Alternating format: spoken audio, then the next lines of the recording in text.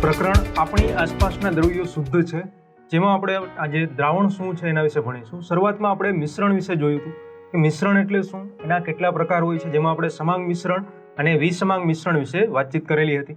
ત્યારબાદ હવે આપણે દ્રાવણ વિશે જાણીએ કે કોઈ પણ દ્રાવણ એ દ્રાવણ શું છે, દ્રાવણને આપણે વ્યાખ્યાયિત કરવું હોય તો કઈ રીતે કરી શકાય. બરાબર, તો દ્રાવણની જો આપણે વ્યાખ્યા આપવી હોય તો આપણે કહી શકીએ કે બે કે તેથી વધારે પદાર્થોને એક સમાન સમાંગ મિશ્રણને આપણે દ્રાવણ કહીએ છીએ. એટલે કે આપણી પાસે બે કે તેથી વધારે પદાર્થો હોય અને એ પદાર્થો એક સમાન સમાંગ મિશ્રણ, આપણે આગળ જોયું સમાંગ મિશ્રણ એટલે શું કે જ્યારે તમે પાણીમાં થોડું મીઠું અથવા થોડું ખાંડ ઉમેરો છો અને એને હલાવો છો ત્યારે ખાંડ અથવા મીઠું છે પાણીમાં અદ્રશ્ય બને છે, ત્યારે તમને મીઠાના જે કણો કહી શકાય અને પાણીના જે કણો છે એ કોઈ પણ કણો તમે જોઈ શકતા નથી. એ સમાન ગુણધર્મો ધરાવતું એક સમાન એક સરખું મિશ્રણ બને છે. બરાબર, તો આવા બે કે તેથી વધારે પદાર્થોનું મિક્સ કરીને મિશ્રણ કરીને આપણે જે મિશ્રણ બનાવીએ છીએ અને જે સમાંગ મિશ્રણ બને છે એ મિશ્રણને આપણે દ્રાવણ તરીકે ઓળખીએ છીએ.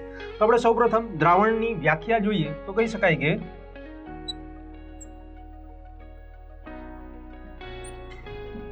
બે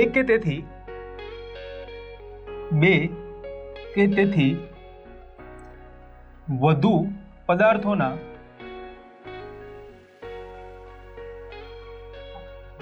એક સમાન સમાંગ મિશ્રણને દ્રાવણ કહે છે. એટલે આપણે દ્રાવણની આ ચોક્કસ વ્યાખ્યા આપી શકીએ કે બે કે તેથી વધુ પદાર્થોના એક સમાન સમાંગ મિશ્રણને આપણે દ્રાવણ તરીકે ઓળખીએ છીએ. અને જો આપણે દ્રાવણના ઉદાહરણો લેવા હોય તો શું લઈ શકાય, તો આપણે લઈ શકીએ કે લીંબુ શરબત છે, સોડા વોટર છે. તો આ બધા જે દ્રાવણો છે, આ બધા જે પ્રવાહીઓ છે, જે દ્રાવણ છે, તો આપણે ખબર છે કે લીંબુ શરબત, તો લીંબુ શરબતમાં આપણે લીંબુ, પાણી, એ સિવાય ઘણા બધા એવા દ્રવ્યો, એવા પદાર્થો છે કે જેને આપણે એનું સમાંગ મિશ્રણ બનાવીએ છીએ અને ત્યારબાદ આપણે શરબત મળે છે. એટલે કે લીંબુ શરબત એ પણ એક ચોક્કસ દ્રાવણ કહી શકાય.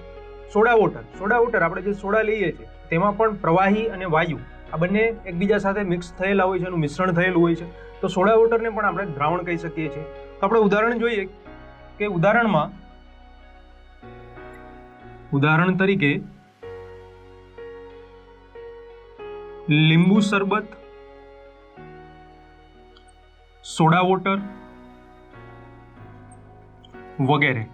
એટલે કે આવા તો ઘણા બધા ઉદાહરણો તમે લઈ શકો છો કે જેને તમે દ્રાવણમાં સમાવી શકો છો. બરાબર, હવે બીજી એક આપણે વાત કરીએ કે જે દ્રાવણ છે, કોઈ પણ વસ્તુ અથવા કોઈ પણ વ્યક્તિ આપણે એવું પૂછે કે આ દ્રાવણ આપણી પાસે રહેલું છે તો આપણા મનમાં પહેલો જ વિચાર એ આવે કે દ્રાવણ એ પ્રવાહી અવસ્થામાં જશે. બરાબર, આપણી એવી માન્યતા જ થઈ ગઈ છે કે જે દ્રાવણ છે એ સામાન્ય રીતે પ્રવાહી સ્વરૂપે જ આપણે એને વિચારીએ છીએ, પણ ખરેખર એવું હોતું નથી. દ્રાવણ ઘન સ્વરૂપે પણ જોવા મળે છે અને દ્રાવણ છે વાયુ સ્વરૂપે પણ જોવા મળે છે. આપણે કોઈ પણ પ્રવાહીમાં બીજા કોઈ પણ દ્રવ્યો એડ કરીને મિક્સ કરીને એનું સમાંગ મિશ્રણ બનાવીએ ત્યારે એ દ્રાવણ છે પ્રવાહી સ્વરૂપે હશે, એ ચોક્કસ વાત છે. પણ ઘન દ્રાવણ એટલે શું, તો આપણે આગળ જોઈશું કે કેટલીક ધાતુઓ અને કેટલીક અધાતુઓ એ બંનેને મિક્સ કરીને આપણે મિશ્ર ધાતુઓ બનાવીએ છીએ. તો તેમાં પણ ધાતુ અથવા તો ધાતુ અને અધાતુને આપણે એનું મિશ્રણ કરીને જે મિશ્ર ધાતુ બનાવીએ છીએ તો એ મિશ્ર ધાતુ જે છે એક ચોક્કસ ઘન સ્વરૂપ ધરાવે છે. એટલે કે એને આપણે ઘન દ્રાવણ તરીકે ઓળખીએ છીએ. જ્યારે આપણે વાયુ દ્રાવણની વાત કરીએ તો આપણી આસપાસ રહેલી હવા, તો આપણે ખબર છે કે આપણી આસપાસ જે હવા રહેલી છે એમાં ઘણા બધા વાયુઓ રહેલા હોય છે અને મુખ્યત્વે ઓક્સિજન અને નાઇટ્રોજનનું પ્રમાણ સૌથી વધારે હોય છે. એ સિવાય તો બીજા ઘણા બધા એવા વાયુઓ હોય છે કે જેનું થોડું પ્રમાણ હવામાં રહેલું હોય છે.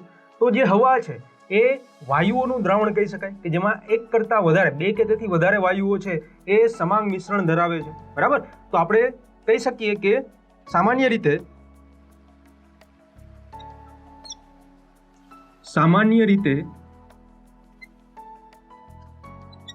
દ્રાવણ એટલે આપણે કોઈ પણ પ્રવાહી સ્વરૂપ વિચારીએ છીએ. બરાબર, કોઈ પણ આપણે દ્રાવણ શબ્દ કે એટલે આપણે એનું પ્રવાહી સ્વરૂપ છે એવું આપણે વિચારીએ છીએ. બરાબર, કે જેમાં ઘન, પ્રવાહી અને વાયુ દ્રાવ્ય એટલે કે ઓગળેલ થયેલા હોય છે.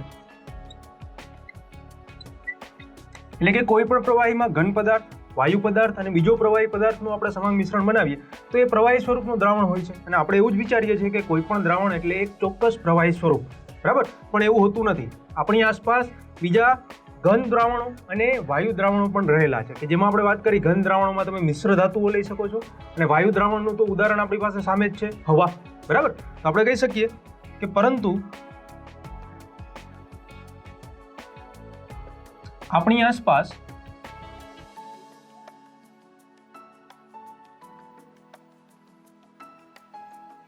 ઘન દ્રાવણો, તો આપણે કાઉન્સમાં એનું ઉદાહરણ પણ લખી દઈએ કે મિશ્ર ધાતુ, અને વાયુ દ્રાવણો પણ, અને વાયુ દ્રાવણોમાં ઉદાહરણ તરીકે આપણે લઈ શકીએ હવા રહેલા હોય છે. બરાબર, મિશ્ર ધાતુ એટલે શું કે કોઈ બે ધાતુઓને એકબીજા સાથે આપણે એનું મિશ્રણ બનાવીએ તો કોઈ બીજી મિશ્ર ધાતુ મળે છે. જેમ કે આપણે લઈ શકીએ ટીન છે. બરાબર, તો ટીન અને લેડ એનું બેનું મિશ્ર ધાતુ તમે બનાવી શકો છો. કોપર, ટીન, લેડ એ બધાને મિક્સ કરીને તમે મિશ્ર ધાતુ બનાવી શકો છો. સ્ટેનલેસ સ્ટીલ, એ પણ આપણે જોયું કે સ્ટેનલેસ સ્ટીલ પણ એક ચોક્કસ મિશ્ર ધાતુ છે. બરાબર, તો આ બધી જ મિશ્ર ધાતુઓમાં શું હોય કે કોઈ એક ધાતુને બીજી કોઈ ધાતુ સાથે અથવા તો બીજી કોઈ અધાતુ સાથે એનું મિશ્રણ કરવામાં આવે છે અને મિશ્ર ધાતુ બનાવવામાં આવે છે. તો એ મિશ્ર ધાતુ જે છે એ ઘન સ્વરૂપનું દ્રાવણ છે એવું આપણે કહી શકીએ. અને વાયુ સ્વરૂપમાં દ્રાવણમાં આપણે વાત કરી કે હવા, કે જેમાં એક કરતાં વધારે વાયુઓ એકબીજા સાથે મિશ્રણ બનાવીને, એકબીજા સાથે સમાન મિશ્રણ બનાવીને દ્રાવણ બનાવે છે, જેને આપણે વાયુ દ્રાવણ તરીકે ઓળખીએ છીએ. બરાબર, એ સિવાય આપણે કહી શકીએ કે દ્રાવણમાં જે કણો રહેલા હોય છે એ કણોમાં સમાંગતા જોવા મળે છે, એટલે કે એના કણોના જે ગુણધર્મો છે એ આપણે એક સમાન જોવા મળે છે. તો આપણે કહી શકીએ કે દ્રાવણના કણોમાં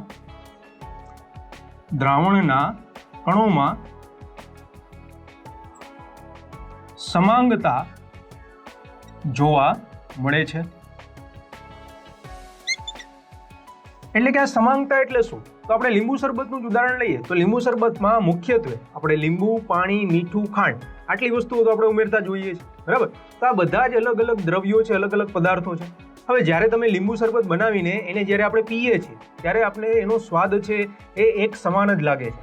ત્યારે કોઈ ચોક્કસ મીઠાના ગુણધર્મો, ખાંડના ગુણધર્મો કે લીંબુના ગુણધર્મો એવું આપણે નથી કહી શકતા. એટલે કે આમાં જેટલા પણ દ્રવ્યો આપણે ઉમેરેલા છે એ દ્રવ્યોના જે કણો રહેલા છે એ કણો સમાંગતાથી, એટલે કે એકબીજા સાથે એક સમાંગ રીતે જોડાયેલા હોય છે, અને એટલા માટે જ આપણે જે લીંબુ શરબતનો સ્વાદ છે એ આપણે એક સરખો જ બધે જોવા મળે છે. તો ઉદાહરણમાં આપણે વાત કરીએ કે લીંબુ શરબત હંમેશા સમાન સ્વાદ ધરાવે છે. તે દર્શાવે છે કે તેમાં ખાંડ અને મીઠાના કણો દ્રાવણમાં સમાન રીતે ફેલાયેલા હોય છે. બરાબર, એટલે કે લીંબુ શરબત પણ એક ચોક્કસ આપણે દ્રાવણ કહી શકીએ કે જેમાં લીંબુ શરબતમાં આપણે હંમેશા એક સમાન સ્વાદ હોય છે. એનો મતલબ શું છે કે તેમાં ઉમેરેલી ખાંડ અને મીઠાના જે કણો છે એ દ્રાવણમાં એક સમાન રીતે બધી જગ્યાએ ફેલાયેલા હોય છે, એટલે કે એનો સ્વાદ છે આપણે એક સમાન જોવા મળે છે. તો અહીંયા આપણે દ્રાવણ વિશે વાત કરી કે દ્રાવણ શું છે. હવે આપણે વાત કરીએ કે આ જે દ્રાવણ વિશે આપણે કીધું કે બે કે તેથી વધુ પદાર્થોના એક સમાંગ મિશ્રણને દ્રાવણ કહીએ છીએ. તો આ દ્રાવણમાં ચોક્કસ જે ઘટક કણો છે, ઘટક કણો કયા કયા રહેલા હોય છે, એટલે કે કહી શકાય કે દ્રાવણના જે મૂળભૂત તત્વો છે કયા છે. તો આપણે કહી શકીએ કે દ્રાવણમાં મૂળભૂત રીતે જે તત્વો, જે ઘટકો રહેલા હોય છે તેને આપણે દ્રાવક અને દ્રાવ્ય તરીકે ઓળખીએ છીએ. તો હવે આપણે દ્રાવક અને દ્રાવ્યની વાત કરીએ. તો આપણે જોયું એ પ્રમાણે દ્રાવણમાં ઘટક કણો તરીકે મુખ્યત્વે દ્રાવક અને દ્રાવ્ય રહેલા હોય છે. તો આપણે સૌપ્રથમ તો એ જ વાત કરીએ કે દ્રાવણમાં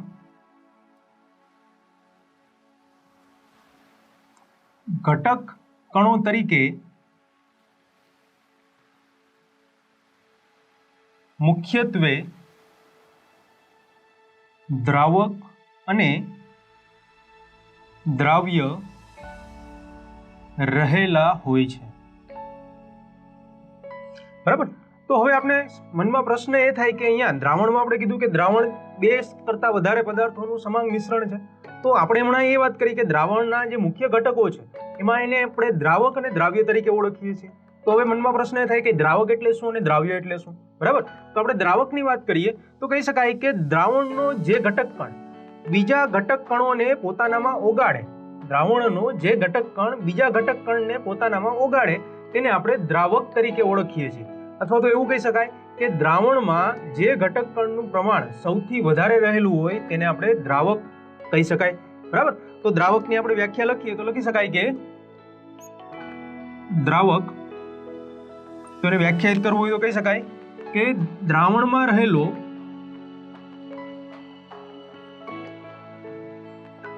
જે ઘટક કણ બીજા ઘટક કણને પોતાનામાં ઓગાળે તેને દ્રાવક કહે છે. અથવા તો આપણે એની બીજી વ્યાખ્યા પણ આપી કે કહી શકાય, અથવા કરીને આપણે લખી શકીએ કે દ્રાવક એટલે શું, તો બીજી વ્યાખ્યા કહી શકાય કે દ્રાવણમાં જે ઘટક કણનું પ્રમાણ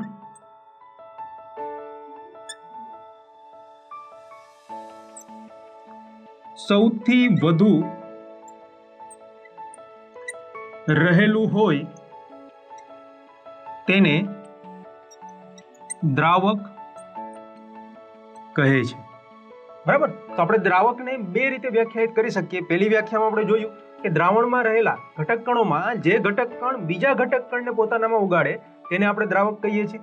અથવા તો એની બીજી વ્યાખ્યા આપણે આપવી હોય તો આપી શકાય કે દ્રાવણમાં જે ઘટક કણનું પ્રમાણ સૌથી વધારે હોય. આપણે ખબર છે કે દ્રાવણમાં બે જ ઘટક કણો રહેલા હોય, એક પદાર્થ હશે એ દ્રાવક હશે અને બીજો પદાર્થ હશે એ દ્રાવ્ય હશે. તો જે ઘટક કણનું પ્રમાણ છે એ સૌથી વધારે હશે, બેમાંથી જેનું પ્રમાણ સૌથી વધારે હોય તેને આપણે દ્રાવક તરીકે ઓળખીએ છીએ, બરાબર? ત્યારબાદ આપણે કીધું કે દ્રાવણનો બીજો ઘટક કણ છે દ્રાવ્ય છે. તો દ્રાવ્ય એટલે શું, તો કહી શકાય કે દ્રાવણનો જે ઘટક કણ દ્રાવકમાં ઓગળે છે અથવા તો દ્રાવકમાં દ્રાવ્ય થાય છે એ ઘટક કણને આપણે દ્રાવ્ય તરીકે ઓળખીએ છીએ, બરાબર? તો કહી શકાય કે દ્રાવણનો જે ઘટક કણ, બીજી વ્યાખ્યા આપણે જોઈશું દ્રાવ્યની. તો દ્રાવ્યની વ્યાખ્યા આપણે લખી શકીએ કે દ્રાવણનો જે ઘટક કણ દ્રાવકમાં ઓગળે તેને દ્રાવ્ય કહે છે. અને એની બીજી વ્યાખ્યા પણ કહી શકાય, અથવા કરીને આપણે બીજી વ્યાખ્યા લખીએ તો કહી શકાય કે જે રીતે દ્રાવકમાં આપણે કીધું કે દ્રાવણમાં રહેલા જે ઘટક કણનું પ્રમાણ સૌથી વધારે હોય એને દ્રાવક કહીએ છીએ, તો દ્રાવ્યની વ્યાખ્યા આપણે બીજી રીતે એ રીતે આપી શકીએ કે દ્રાવણમાં જે ઘટક કણની માત્રા પ્રમાણમાં ઓછી છે, તો ઓછી માત્રા ધરાવતું જે ઘટક કણ છે તેને આપણે દ્રાવ્ય તરીકે ઓળખીએ છીએ. તો બીજી વ્યાખ્યા આપણે લખી શકાય કે દ્રાવણમાં જે ઘટક કણની માત્રા પ્રમાણમાં ઓછી છે તેને દ્રાવ્ય તરીકે ઓળખવામાં આવે છે,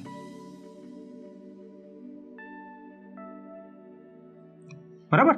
તો અહીંયા આપણે શું જોયું, દ્રાવણના જે મુખ્ય બે ઘટક કણો છે દ્રાવક અને દ્રાવ્ય, તેની વ્યાખ્યા વિશે આપણે જોયું. હવે તમને આ પ્રશ્ન છે એ જો વધારે માર્ક્સમાં પૂછાય તો સીધું એવું પૂછે કે દ્રાવણ શું છે, ઉદાહરણ આપીને સમજાવો. તો તમારે શરૂઆતમાં જે આપણે જોયું એ રીતે દ્રાવણને વ્યાખ્યાયિત કરવાનું, એના ઉદાહરણો આપવાના, એના ઘટક કણો વિશે આપણે ચર્ચા કરવી પડે, એટલે કે દ્રાવક અને દ્રાવ્ય શું છે એની વ્યાખ્યા આપવી પડે અને એના ઉદાહરણો આપણે આપવાના, બરાબર? તો હવે આપણે કેટલાક દ્રાવણના એવા ઉદાહરણો લઈએ કે જે દ્રાવણમાં દ્રાવ્ય અને દ્રાવક પદાર્થો કયા કયા છે તેના વિશે આપણે આગળ વાત કરીએ. તો હવે આપણે દ્રાવણના કેટલાક ઉદાહરણો જોઈએ અને એના આધારે દ્રાવણમાં કયો ઘટક દ્રાવક છે અને કયો ઘટક દ્રાવ્ય છે એના વિશે આપણે વાત કરીએ. તો સૌપ્રથમ ઉદાહરણ આપણે લેશું ખાંડનું પાણીમાં બનાવેલું દ્રાવણ, કે જેમાં આપણે ખાંડ જે ઘન સ્વરૂપે છે અને પાણી જે પ્રવાહી સ્વરૂપે છે. તો આપણે કહી શકીએ ખાંડનું પાણીમાં બનાવેલું જે દ્રાવણ છે એ ઘનનું પ્રવાહીમાં બનાવેલું દ્રાવણ કહી શકાય, કારણ કે ખાંડ ઘન સ્વરૂપ ધરાવે છે અને પાણી છે પ્રવાહી સ્વરૂપ ધરાવે છે, બરાબર? તો આ જે દ્રાવણ છે કે જેમાં આપણે પાણીમાં ખાંડને ઓગાળીએ છીએ, તો એ જે દ્રાવણ છે એમાં ખાંડ જે છે એ દ્રાવક તરીકે, ખાંડ જે છે એ દ્રાવ્ય તરીકે વર્ક કરશે અને પાણી જે છે એ દ્રાવક તરીકે કામ કરશે, કારણ કે આ દ્રાવણમાં પાણીનું જે પ્રમાણ છે એ પાણીનું પ્રમાણ વધારે હોય છે અને એમાં આપણે ખાંડને ઓગાળીએ છીએ. તો આપણે આગળ વ્યાખ્યાયિત જોઈ દ્રાવક અને દ્રાવ્યની, કે તેમાં આપણે કીધું હતું કે જે ઘટક કણનું પ્રમાણ દ્રાવણમાં સૌથી વધારે હોય તેને આપણે દ્રાવક કહીએ છીએ, અને જે ઘટક કણનું પ્રમાણ દ્રાવણમાં ઓછું હોય તેને આપણે દ્રાવ્ય કહીએ છીએ. અથવા તો બીજી રીતે પણ આપણે જોયું હતું કે જે ઘટક કણ બીજા ઘટક કણને પોતાનામાં ઓગાળતો હોય તેને દ્રાવક કહેવાય, અને જે ઓગળતો હોય તેને આપણે દ્રાવ્ય કહીએ છીએ. તો અહીંયા ખાંડને જ્યારે આપણે પાણીમાં નાખશું ત્યારે પાણી છે ખાંડને ઓગાળશે, ખાંડને પીગાળશે, એટલે પાણી છે એ દ્રાવક થશે, અને ખાંડ છે જે ઓગળવાનો ગુણધર્મ ધરાવે છે જેને આપણે દ્રાવ્ય તરીકે ઓળખી શકીએ. તો આપણે ઉદાહરણની વાત કરતા હતા, તો લઈએ પહેલું જ ઉદાહરણ કે ખાંડનું પાણીમાં બનાવેલ દ્રાવણ એ ઘનનું પ્રવાહીમાં દ્રાવણ છે. બરાબર. અને બીજી આપણે શું વાત કહી શકાય આના પરથી, કે આ દ્રાવણમાં ખાંડ દ્રાવ્ય છે અને પાણી દ્રાવક તરીકે ઓળખાય છે. બરાબર. તો આપણે આ પ્રથમ ઉદાહરણની વાત કરી. ત્યારબાદ આપણે બીજું ઉદાહરણ જોઈએ કે જ્યારે આપણે આયોડિનને આલ્કોહોલમાં ઓગાળીએ છીએ ત્યારે એ ટિંચર આયોડિન નામનું કહી શકાય કે દ્રાવણ છે બનાવે છે. આ દ્રાવણમાં આયોડિન છે ઘન સ્વરૂપે હોય છે અને આલ્કોહોલ જે છે એ પ્રવાહી સ્વરૂપે હોય છે, એટલે તે પણ જે દ્રાવણ છે એ ઘનનું પ્રવાહીમાં દ્રાવણ થશે.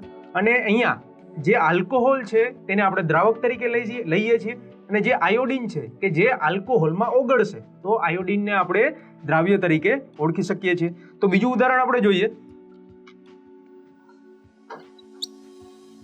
આયોડિનનું આલ્કોહોલમાં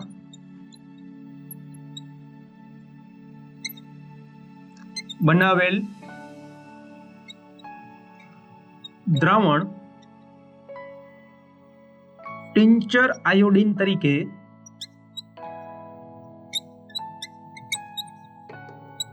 ઓળખાય છે. અને આ દ્રાવણમાં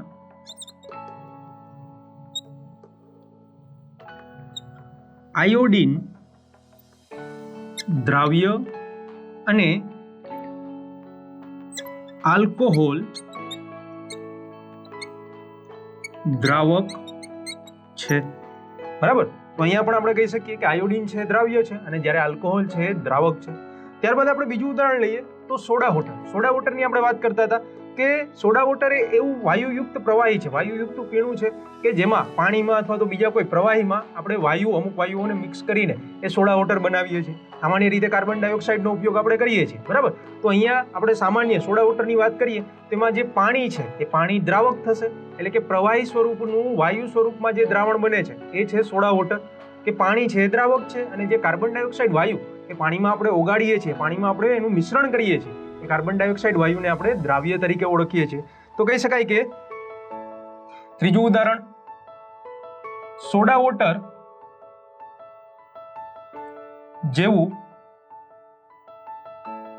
દ્રાવણ એ વાયુનું